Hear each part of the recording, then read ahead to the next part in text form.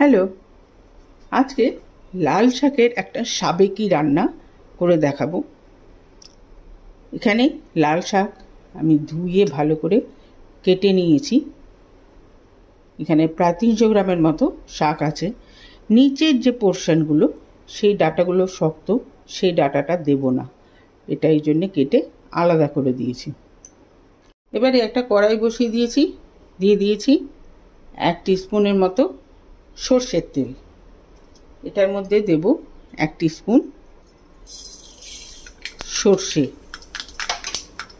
আর 2টো শুকনো লঙ্কা।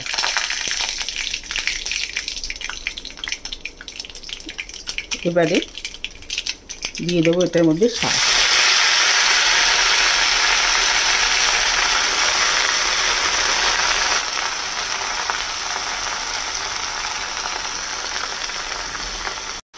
দিয়ে দেবো অল্প একটু সল্ট আর একদম অল্প হলুদের গুঁড়ো। দিয়ে এটাকে মিশিয়ে নিয়ে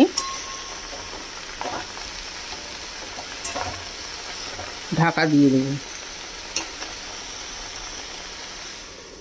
এই অবস্থায় ফ্লেমটা কিন্তু আমি একদম লোতে রেখেছি। মিনিট 10 আমি একদম লো ফ্লেমে ঢাকা দিয়ে রেখেছিলাম।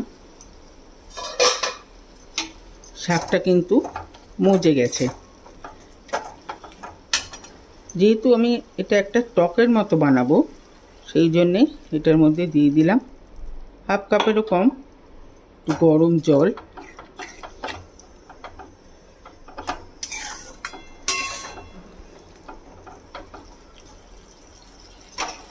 এবার দেবো এটাতে তেঁতুলের কাঠ।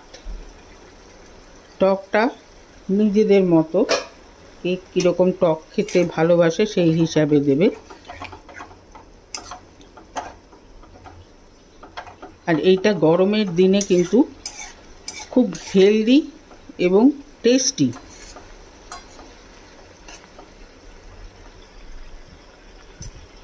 এইবারে এটাতে দেব 1 টিস্পুনের মতো আমি চিনি দিয়ে দিচ্ছি। হালকা মিষ্টি মিষ্টি টক টক খেতে কিন্তু এটা খুবই ভালো লাগবে। ব্যাস, বানানো খুব ইজি। তৈরি হয়ে গেল লাল শাকের টক। একদম সাবেকি রান্না তৈরি হয়ে গেল লাল শাকের টক। এটা খেতে কিন্তু দারুণ লাগে। ভাতের সঙ্গে হোক বা লুচি পরোটা হোক, যে কারোর সাথে কিন্তু খেতে খুব ভালো লাগবে। কেমন লাগলো রেসিপি? যদি ভালো লেগে থাকে তাহলে অবশ্যই কমেন্ট বক্সে জানাবেন, লাইক করবেন, শেয়ার করবেন ফ্রেন্ডস অ্যান্ড ফ্যামিলিদের সঙ্গে। সাথে আমার চ্যানেলটিকে সাবস্ক্রাইব করতে ভুলবেন না। আজকে তাহলে চলি, নেক্সট দিন আরেকটা এরকম মজাদার খাবার নিয়ে আসবো। সবাই ভালো থাকবেন, সুস্থ থাকবেন। ওকে দেন, বাই।